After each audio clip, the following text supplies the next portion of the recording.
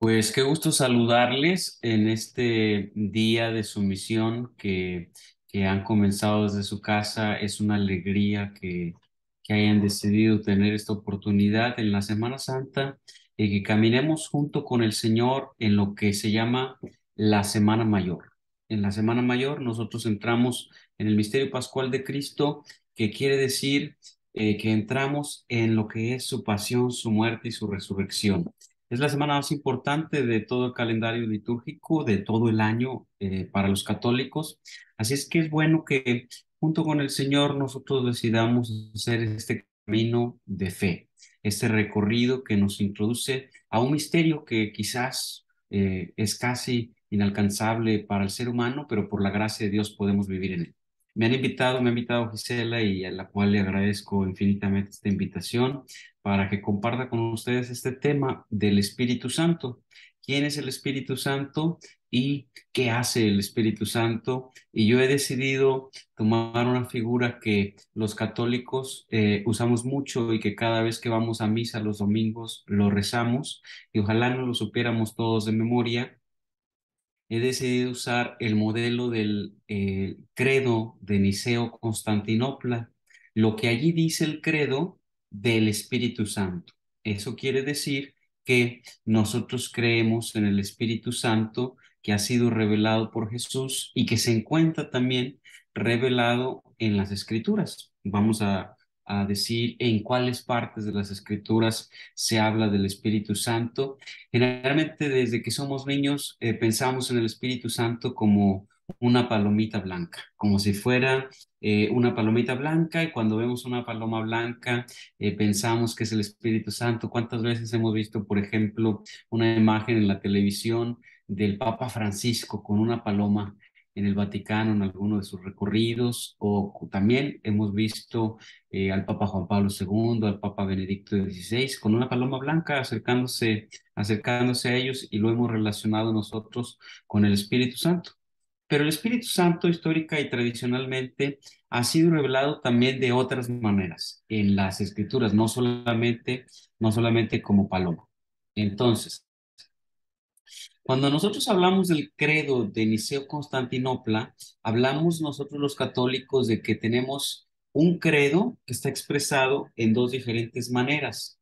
El credo de los apóstoles es una versión un poco más cortita, y luego también tenemos el credo de Niceo-Constantinopla o el credo Niceo-Constantinopolitano. Este es el que rezamos normalmente todos los domingos. No nos vamos a detener en explicar esas cosas, solamente lo menciono en general para llegar al punto del Espíritu Santo. En el credo tiene una estructura muy sencilla. Si usted todavía no se lo ha podido grabar, quizás esta forma en la que usted se pueda grabar los pasos le va a ayudar a que se lo grabe. El credo contiene estos 5 puntos. Primero decimos, creo en Dios Padre, y describimos cómo es ese Dios Padre en el que creemos. Y luego decimos, creo en Dios Hijo, y describimos cómo es ese Dios Hijo. Y luego decimos, creo en Dios Espíritu Santo, y describimos cómo es ese Espíritu Santo en el que creemos.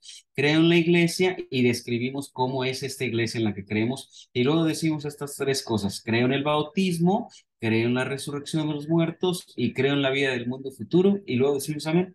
Entonces, toda la estructura del credo es muy sencilla. Decimos que creemos en 5 cosas: en el Padre, en el Hijo, en el Espíritu Santo, en la iglesia y en el bautismo, la resurrección y la vida eterna.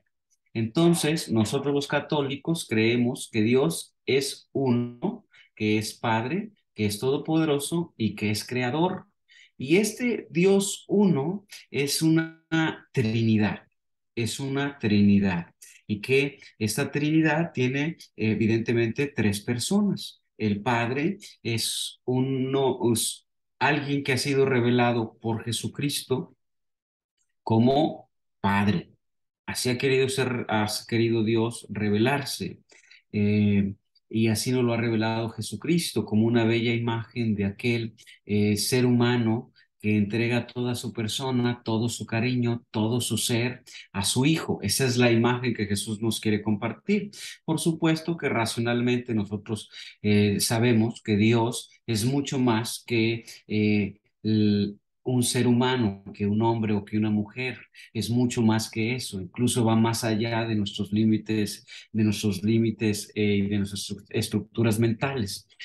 Lo que Jesús ha hecho al presentárnoslo como Padre es ponérnoslo en una forma en que la que nosotros como humanos lo podamos entender y captar. Entonces, la forma en la que ha sido revelado por Jesucristo como Padre es una forma muy sencilla de captarlo, así lo podemos entender. Claro, habrá algunos padres de familia que no sean el mejor ejemplo para sus hijos y que algunos puedan tener este problema de pensar que Dios es padre. ¿Cómo puede ser padre si mi padre natural me ha tratado mal o ha incurrido a esta desgracia en contra de mi persona o me ha maltratado de esta y otra manera? Lo que quiere Jesucristo es presentarnos cuando dice Abba, papito, un padre como este modelo de padres que son totalmente atentos, totalmente amorosos, totalmente cariñosos. Incluso él lo narra y lo describe muy bien cuando presenta esta imagen del hijo pródigo, como el padre que le ha dado todo a su hijo, el hijo se va y lo abandona y luego después regresa y el padre lo recibe con los brazos abiertos, le perdona todo, le besa, le pone una túnica nueva, le manda que le pongan sandalias nuevas, manda matar el becerro gordo y le recibe y hace una gran fiesta porque el hijo que estaba muerto para él ha regresado, ha vuelto a la vida. Y entonces, esta es la imagen del Padre que Jesús nos ha revelado cuando se refiere a Dios como Padre. Y entonces, este Padre este Dios de los cristianos, entonces, en esta primera persona, es un Padre. Este Dios también es todopoderoso, lo puede todo. Los católicos creemos que Dios lo puede absolutamente todo. Durante la cuaresma, en el quinto domingo de la cuaresma, por ejemplo, hemos reflexionado y escuchado en el Evangelio de Juan, en el capítulo 11, cómo Jesús ha resucitado a Lázaro. Esta figura de resurrección de Lázaro, cuando llevaba ya 4 días de muerto, nos explica cómo Dios lo puede todo. Pero también en el cuarto domingo de la cuaresma habíamos escuchado cómo Jesús le devuelve la vista a un ciego de nacimiento, algo impensable para cualquier ser humano, y Jesús le devuelve la vista. Entonces, Jesús, que es uno con el Padre, que es Dios, este Padre, este Dios Padre en el que creemos los cristianos, es todopoderoso, lo puede todo. Por supuesto que los cristianos no creemos cosas que son irracionales o absurdas. Podrá decir a alguien que puede criticar nuestra fe. Entonces Dios puede hacer un círculo cuadrado. Si es todopoderoso, entonces puede cargar, hacer una piedra tan pesada que él mismo no la pueda. Bueno, esas son cosas absurdas, son cosas ridículas. El Dios que ha creado 200.000 trillones de estrellas no puede ser un Dios de absurdos. Es un Dios de cosas lógicas. Y esta característica también de Dios que tenemos los cristianos es un Dios creador, el Dios que ha creado todo a partir de nada. Este Dios, que es una Trinidad, Padre, Hijo y Espíritu Santo, se basta en sí mismo, no necesita de nada ni de nadie más para ser Dios y para ser perfecto, pero en un desbordamiento puro de amor ha querido crear fuera de sí, por decirlo así, a toda la creación. Entonces lo ha creado todo de la nada, no necesitaba nada, ninguna fuerza exterior, ningún poder exterior, ninguna luz exterior para poder crear algo. Lo ha creado todo de la nada. Científicamente nosotros sabemos que el universo ha sido creado, y lo tenemos que decir así, ha sido creado quizás entre hace unos 300.000, 800 y unos 15.000 años. Hubo esta gran explosión que fue el Big Bang y a partir de ahí todo ha comenzado. Pero todo ha comenzado porque ha sido creado por alguien que lo ha creado. A ese creador los cristianos le conocemos como Dios. Esta característica es muy propia del cristianismo. creemos en un Dios que es creador. Los griegos, por ejemplo, o los romanos, ellos no creían que los dioses, su panteón de dioses, no creían en un Dios creador, creían en un Dios que podía hacer muchas cosas, pero no era un Dios que creaba. Nosotros sí creemos en un Dios que crea cosas. Este Dios ha creado una criatura amada en sí misma y es, lo escuchamos en el Génesis, la última de sus creaciones, es decir, la cosa más excelsa, más querida, apreciada en sí misma por él, y es el ser humano. Y lo ha creado en su imagen y semejanza. Y hay una narración bellísima en el Génesis en donde Dios ha creado al hombre y a la mujer, y la narración los marca en el mismo nivel, con la misma dignidad. Los crea en el mismo día, los crea de la misma manera. Hombre y mujer los ha creado para que sean una expresión de la totalidad del ser humano con estas dos facetas que se complementan bellamente y armoniosamente el hombre y la mujer. Este ser humano entonces tiene la característica de haber sido creado a imagen de Dios. Y esta imagen de Dios la podemos nosotros observar en que el ser humano tiene inteligencia, tiene razón y tiene voluntad, es decir, tiene la capacidad de decidir y tiene la capacidad de ser libre. La voluntad está expresada en la libertad. Y esta libertad, pues sabemos que libertad es escoger entre dos bienes el mejor. El ser humano entonces tiene una alma, que es un alma espiritual, es un tipo de alma diferente al que tienen las otras criaturas. Esta alma espiritual, el espíritu, será igual al que tienen los ángeles. Los ángeles también tienen inteligencia y voluntad, pero nosotros tenemos corporeidad, somos una sustancia, una unidad sustancial entre alma, cuerpo y espíritu. ¿Hay otros tipos de alma? Sí, por supuesto. Está el alma vegetativa, la de las plantas, está el alma sensitiva, la de los animales, que dependiendo de su nivel de complejidad en los animales será el nivel de capacidad de desarrollo que tiene su alma, su alma que es sensible.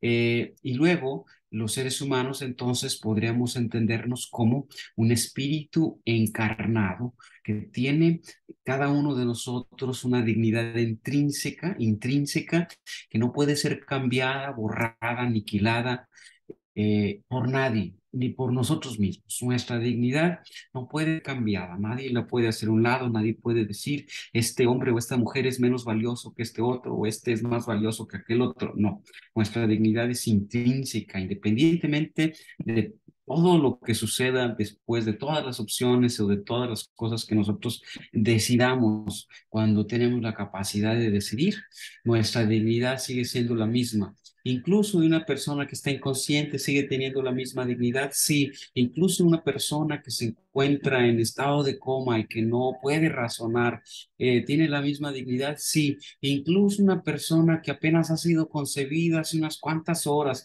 está en el primer momento de desarrollo de su vida, en el momento que tiene mayor energía, que tiene mayor movilidad, su desarrollo, esa persona tiene la misma dignidad. Sí, esa persona tiene la misma dignidad.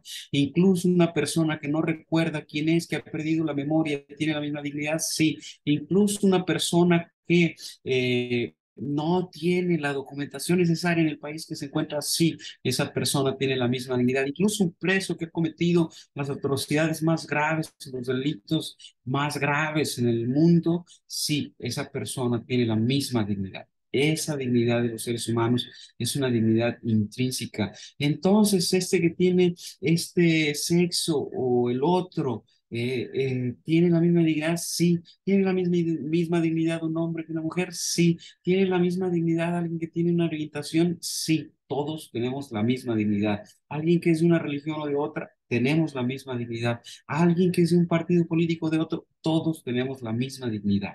Y esta dignidad es intrínseca porque hemos sido creados a imagen y semejanza de Dios. Todos los seres humanos también tenemos una característica muy interesante y es que somos seres relacionales y esto nos asemeja a la Trinidad. Principalmente nosotros nos relacionamos primero con Dios, que es un creador, luego nos relacionamos con los demás seres vivos y luego nos relacionamos con la creación, con el mundo y con todo lo que en ello existe. Fíjense bien como si Dios es una Trinidad, es decir, una relación perfecta, luego entonces esa relacionalidad de los seres humanos es también una forma de la imagen y semejanza de Dios.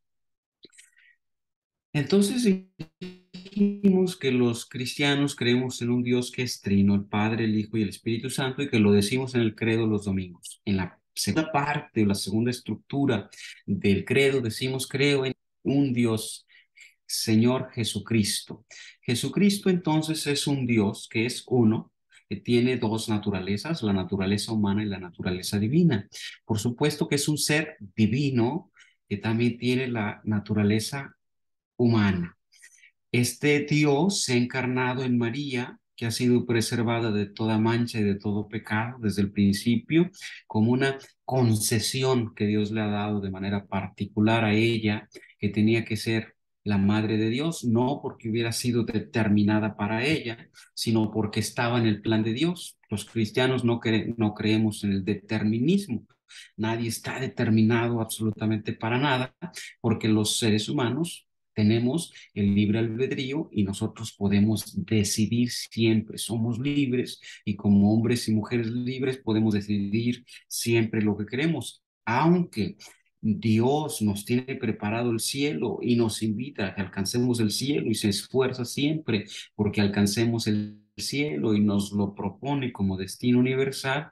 Todos los seres humanos podemos decidir siempre aceptarlo o rechazarlo, aceptar o rechazar el amor. Entonces María libremente ha aceptado que Dios se encarne a través del Espíritu Santo en ella y entonces ha nacido Jesucristo de ella, bellamente. Y Jesucristo, siendo Dios, este ser divino, también con naturaleza humana, hemos dicho, ha nacido en un momento concreto, en una situación concreta, en una comunidad concreta, en un pueblo concreto que tiene una historia concreta y ha padecido y sido sepultado, muerto y sido sepultado por nosotros, ha sido enterrado y entonces en una cueva y sepultado sería la palabra más correcta, en una cueva con una roca enfrente y ha resucitado al tercer día y después de que ha resucitado, ha ascendido al cielo para encontrarse de nueva cuenta en esta eterna liturgia de amor entre el Padre y el Espíritu Santo y él.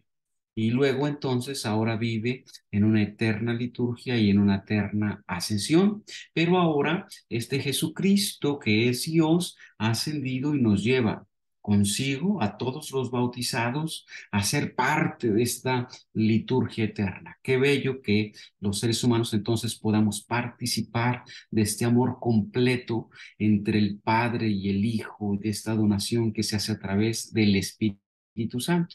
Y es aquí donde viene nuestro tema. Entonces, el Dios en el que creemos los cristianos es una Trinidad que es esta perfecta unidad entre el Padre, el Hijo y el Espíritu Santo. Y esta perfecta unidad la recitamos nosotros o esta manera de referirnos y de creer en esta tercera persona, lo decimos nosotros en el credo.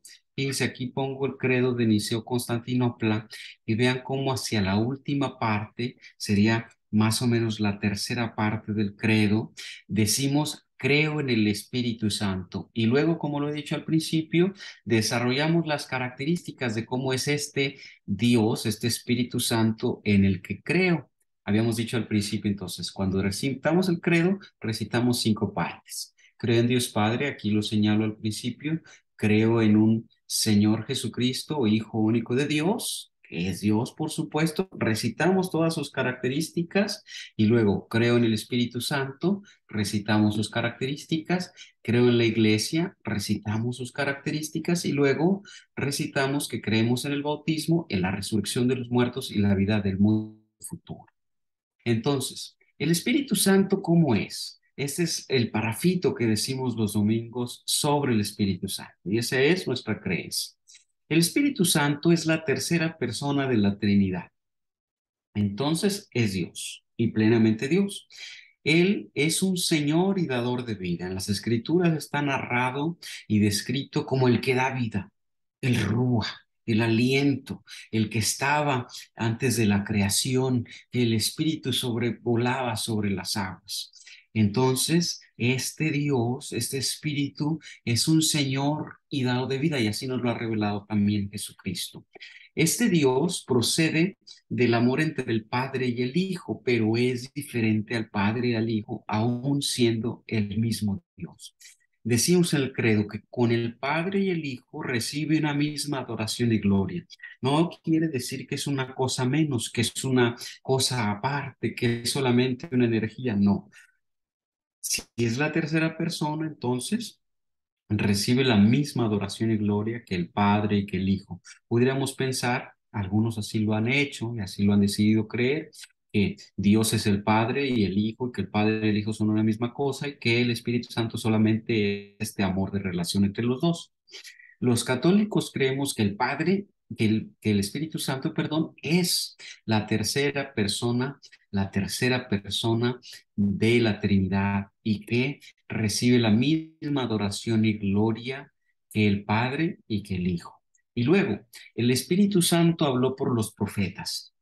¿Cómo habló por los profetas? Bueno, sabemos todos que en el Antiguo Testamento, las Escrituras, aquel pueblo, el pueblo elegido de Dios, esperaba la venida del Mesías. Era el pueblo al que Dios se había revelado a Abraham, al cual le había dado una generación y descendencia sin número, como todas las estrellas, era la descendencia de Abraham. Y luego le había dado y le había prometido una tierra. Este pueblo que él había escogido, pues le da esa tierra, y luego, por las circunstancias que viven, llegaban a ser esclavos en Egipto. Señor, el Dios de aquel pueblo les rescata de Egipto, les libra de la esclavitud y les hace un pueblo libre a través de este profeta Moisés. A través de Moisés les da las tablas de la ley, les da una forma de cómo guiarse, y luego les acompaña durante su vida en aquel pueblo que, una vez que es libre, también sufre dos momentos en los que vive una ocupación, es decir, va en un momento en el que vienen y los toman al pueblo, les destruyen el templo y les exilian a los principales personajes del pueblo judío, y entonces se encuentran en el exilio en dos ocasiones este pueblo judío.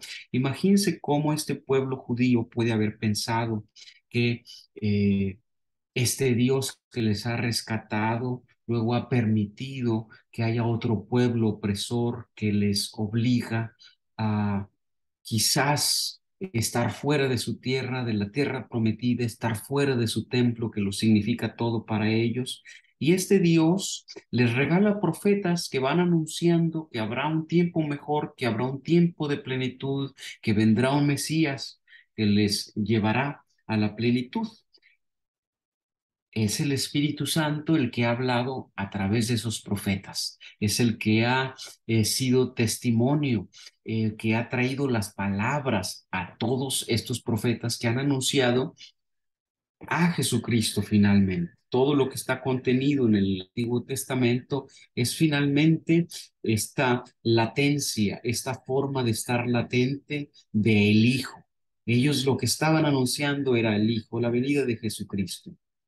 Y luego el Espíritu Santo entonces se manifiesta a través de los profetas, se manifiesta de diversas maneras. ¿Cómo está expresado en el Antiguo Testamento el Espíritu Santo? Bueno, lo vemos en el Génesis, en el capítulo 2, versículo 1, escuchamos la narración y nos damos cuenta que el Espíritu ya vive antes de la creación. Algunos, de manera muy singular, podemos pensar que el Espíritu Santo llegó hasta el Pentecostés. En el Pentecostés, Jesús nos lo envió como el Paráclito para que tuviéramos la plenitud del Espíritu Santo, pero no quiere decir que no existía antes, y tan existía antes que las mismas escrituras lo describen, y vemos que desde el principio de las escrituras, en el Génesis, ahí dice ya que el Espíritu sobrevolaba, que el Espíritu revoloteaba sobre las aguas. Y luego encontramos aquí otra figura en el libro de Job, en el capítulo 33, ha creado, infunde vida. Este Espíritu es el que infunde vida. En Nehemías es el Espíritu que da entendimiento. A través del Espíritu la gente puede tener entendimiento. Y luego en Job también tenemos el Espíritu y en los salmos como el que enseña. A través del Espíritu, este Espíritu es el que nos enseña. En el Salmo 51 también podemos leer cómo es el Espíritu y en el 139 cómo es el Espíritu el que manifiesta la presencia de Dios a su pueblo. En los jueces, en el Génesis, en los números, en crónicas, este es en Zacarías, este es puesto el Espíritu Santo como quien fortalece a su pueblo. Y luego también en Isaías se presenta como esta relación, el Espíritu está relacionado con el Mesías. Entonces, hay una enorme presencia del Espíritu Santo en las Escrituras, incluso en el Antiguo Testamento. Muy pocas veces nos ponemos a leer con detenimiento o sabemos que el Espíritu Santo también está presente en el Antiguo Testamento. ¿Cómo está manifestado, cómo se ha revelado el Espíritu Santo en el Nuevo Testamento? Pues de una manera muy sencilla, en varias epifanías muy concretas, y que estas son quizás las versiones más populares que nosotros podemos recordar al Espíritu Santo. Primero, nos encontramos, por ejemplo, en Juan, el bautismo del Señor, en el que se presenta, le llamamos nosotros la epifanía, lo celebramos en el mes de enero, cómo Jesús ha sido bautizado y narra Juan que cuando Juan el Bautista le bautiza, se escucha una voz en el cielo que todos los que estaban presentes pueden escuchar: este es mi hijo, mi predilecto. Y entonces el Espíritu desciende, se posa sobre Jesús en forma de paloma. Y de allí nace nuestra imagen del Espíritu Santo como una paloma. Entonces, ahí está muy concreto cómo el Espíritu Santo ha sido revelado y cómo es manifestado en este momento, que si lo vemos bien o si lo vemos de manera más clara, pues es una manifestación de la Trinidad. Si está el Padre, que es el que habla, y luego está el Espíritu Santo, que es el que desciende, y luego está Jesucristo, lo que vemos realmente en el bautismo de Jesús es la presencia de la Trinidad. Y luego también el Evangelio narra cómo Jesús subió al monte, llama a sus apóstoles especialmente amados, Pedro, Santiago y Juan, y allí también una nube envuelve a los apóstoles y a Jesús, y entonces sus vestimentas se ponen resplandecientes de blanco y se escucha una voz en el cielo que incluso atemorizó a los apóstoles: este es mi hijo muy amado. Y entonces ellos pueden ver en estas figuras resplandecientes a Moisés y a Elías. Uno representa la ley y otro representa a los profetas, pero es el Espíritu Santo que es representado en la transfiguración de Cristo como una nube que los envuelve a todos. Entonces ya tenemos dos figuras: el Espíritu como representado como paloma y el Espíritu representado como una nube.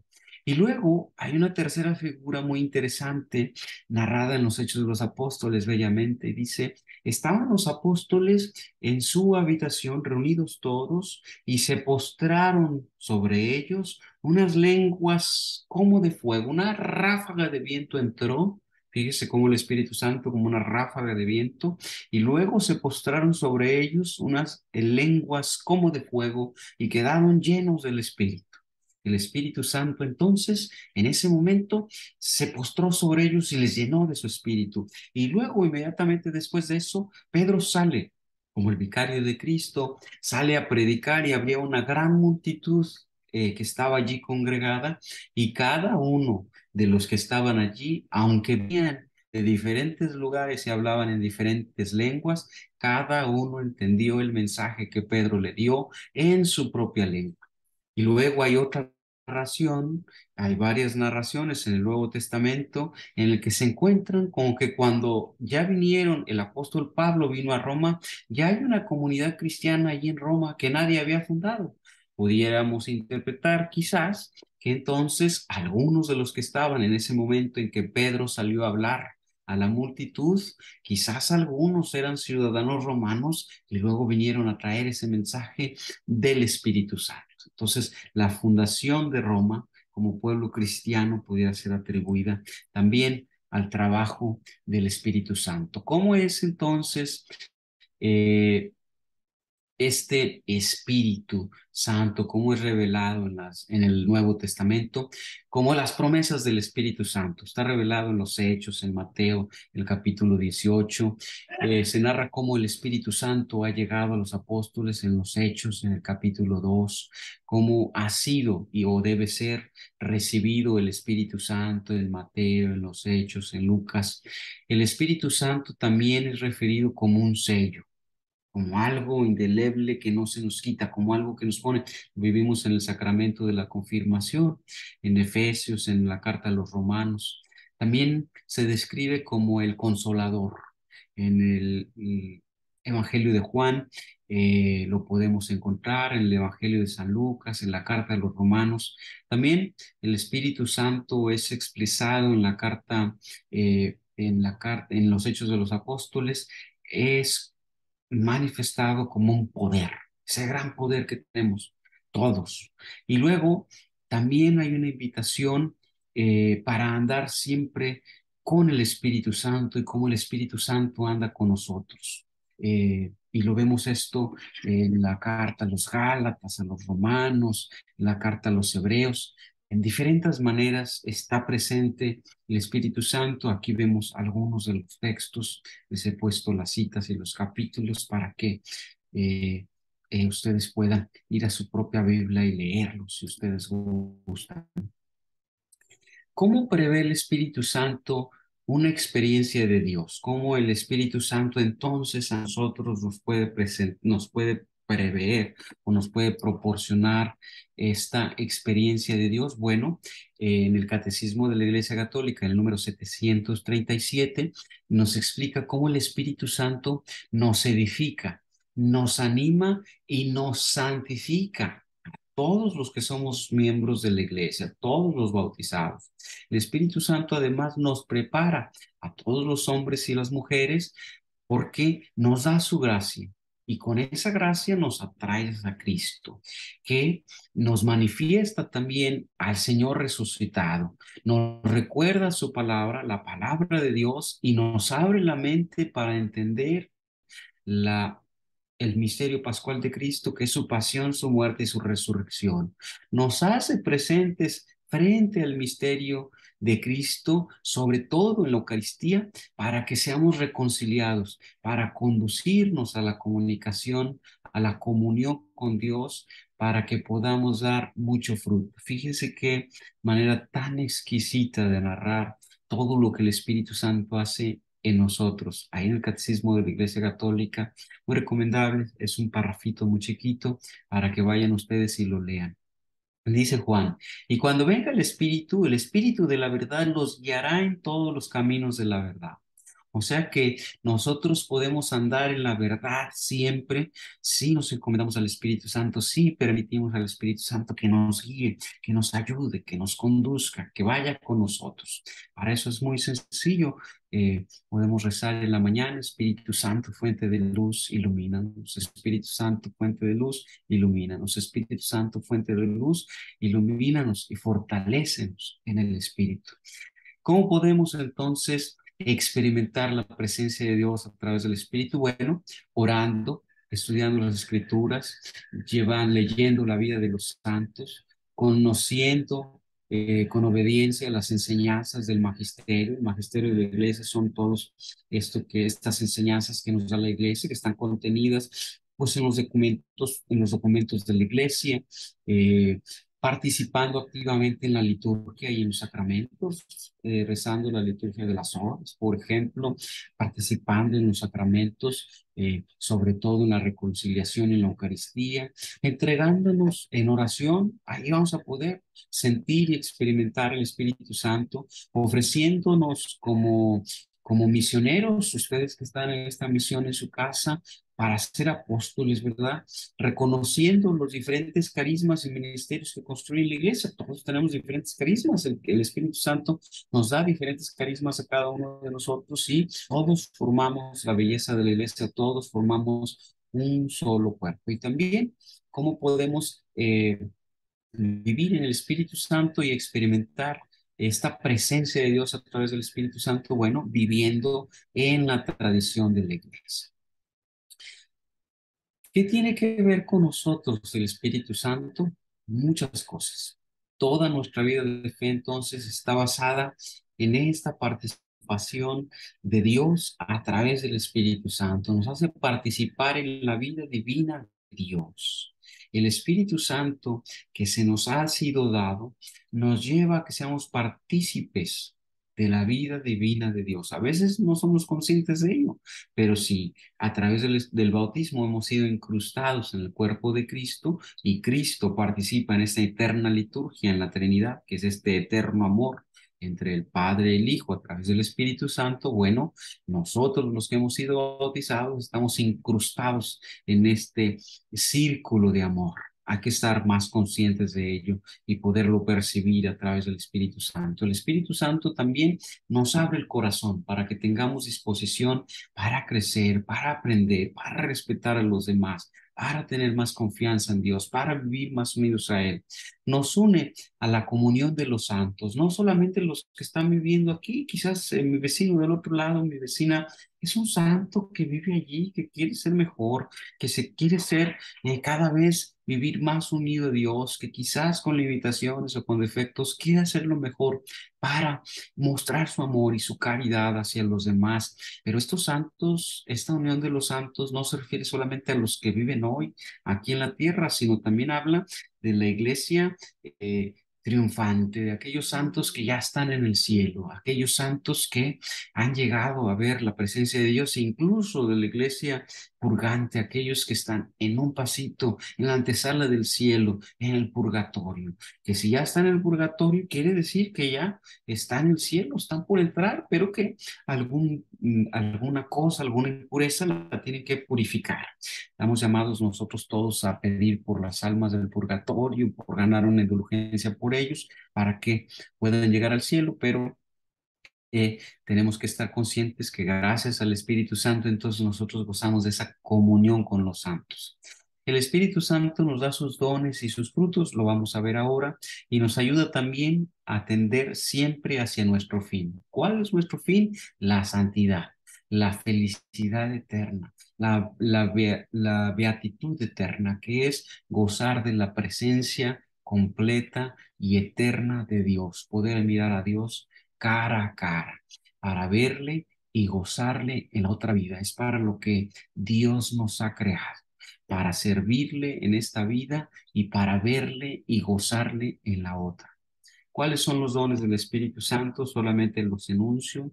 Los 7 dones que nos regala el Espíritu Santo es el don de la ciencia, de consejo, de fortaleza, de inteligencia, de piedad, de sabiduría y de temor de Dios. Estos son dones, son regalos. Todos tenemos algún don o algún regalo. Tenemos que pedirlo, ¿verdad? Tenemos que pedirle al Espíritu Santo que nos dé alguno de sus dones. Todos, todos los seres humanos tienen algún tipo de don. A veces no los hemos descubierto porque no hemos puesto atención, pero hay que poner atención. Quizá usted sea una de estas personas que sabe aconsejar a otros, que sabe muy bien qué consejo dar. O a lo mejor usted es muy inteligente, o a lo mejor usted es una persona muy piadosa, o a lo mejor usted es un hombre, una mujer de ciencia que puede entender muy bien el qué y el para qué de cada cosa, o a lo mejor usted es una persona que tiene mucha fortaleza ante cualquier adversidad, o a lo mejor usted es una persona que tiene esta sabiduría que viene de la profundidad del corazón, o a lo mejor usted es una persona que tiene temor de Dios y que sabe que la cosa más grande, más exquisita y más excelsa es Dios, y que por este Dios hay que hacerlo todo y por este Dios vale la pena todo, y que sabe que hay que esforzarse también por ganar el cielo, y que también el infierno existe y que hay que hacer lo mejor que podamos para no ir al infierno. ¿Cuáles son los signos y los símbolos del Espíritu Santo? Hemos hablado un poquito de eso. Eh, eh, Hemos dicho que el Espíritu Santo se ha presentado también como fuego, también como nube, como luz, como sello. En el Antiguo Testamento se ha presentado también como mano, la efusión del Espíritu Santo como mano, como fuerza, como dedo, como paloma. En el Catecismo de la Iglesia Católica, el número 696 y en el 701, al 701 ahí podemos encontrar un poco de eso. ¿Cuáles son los frutos del Espíritu Santo? Ya hemos hablado de los dones. ¿Cuáles son los frutos del Espíritu Santo? Bueno, los frutos son dos: la caridad, el gozo, la paz, la paciencia, la longanimidad, la bondad, la benignidad, la mansedumbre, la fidelidad, la modestia, la constancia y la castidad. ¿Qué tendríamos que hacer? Pedirle a Dios que nos produzca esos frutos. Al que ya vive en el Espíritu Santo, el que ya ha recibido la plenitud del Espíritu Santo y está abierto de corazón a la acción del Espíritu Santo, bueno, estos frutos se pueden manifestar en su persona.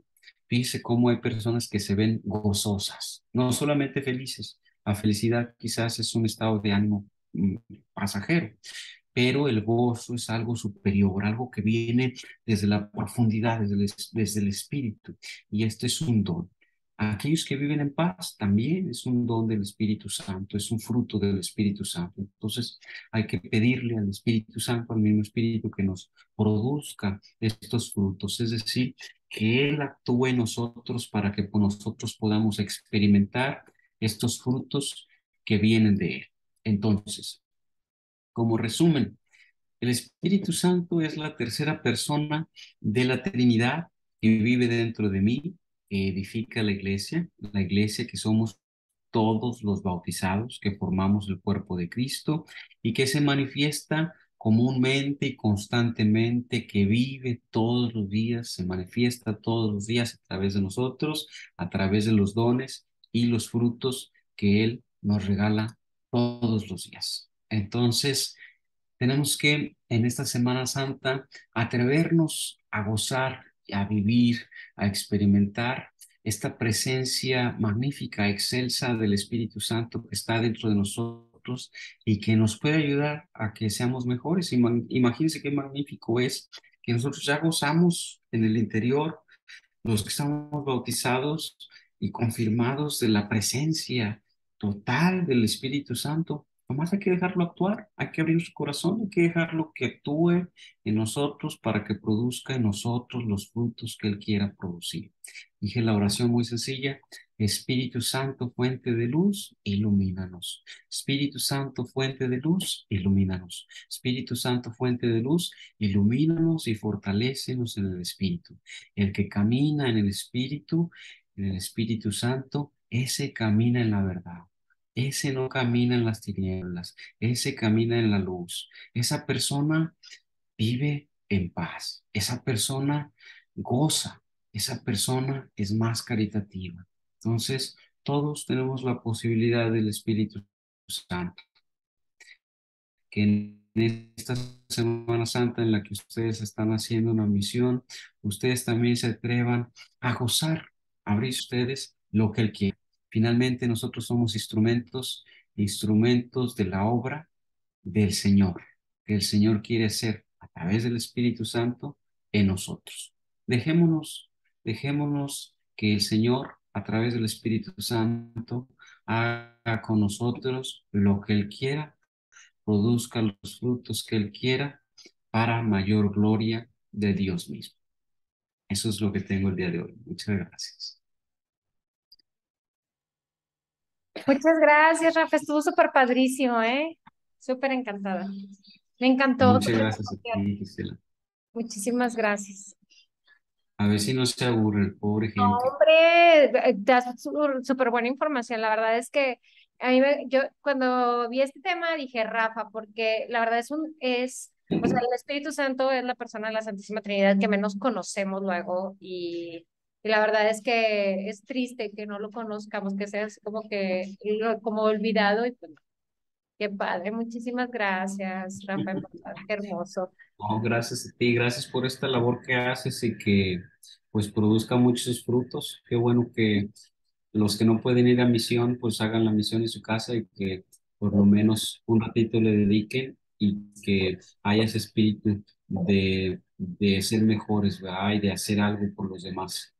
Ser católico, ser cristiano es ser misionero, ¿verdad? No se puede decir que somos cristianos sin ser Estar en misioneros. la casa y estar en Todos la somos casa, sí, es misioneros. verdad. Sí, exactamente. Gracias, Rafa, qué hermoso. Sí, me dices cuando te vayas a ordenar, ¿eh?